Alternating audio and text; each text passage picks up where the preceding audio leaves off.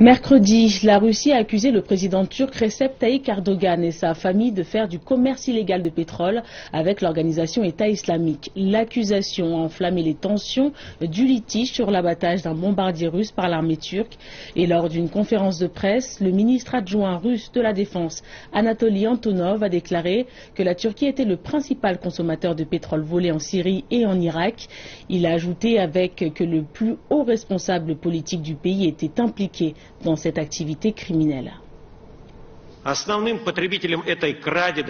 La Turquie est le principal consommateur de pétrole volé en Syrie et en Irak.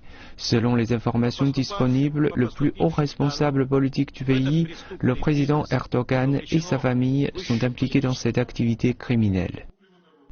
Les représentants russes ont décrit 3 principales routes qu'ils revendiquent comme routes de contrebande de pétrole et de produits pétroliers exportés des territoires de l'organisation État islamique à la Turquie. Selon le ministre, la route ouest approvisionne du pétrole de la base d'Azaz, près de Raqqa, à la frontière avec la Turquie. La deuxième route commence à Der ez-Zour, à la frontière du pays avec la Syrie. Et la troisième s'étend de l'est de la Syrie et l'ouest de l'Irak, au sud-est de la Turquie. La Russie dit que sa surveillance par satellite a saisi des centaines de camions traversant la frontière dans cette zone sans se faire contrôler. Le ministre de la Défense a ajouté que l'information publiée mercredi fait partie de ces preuves. Le ministère publiera davantage de renseignements les prochains jours et prochaines semaines.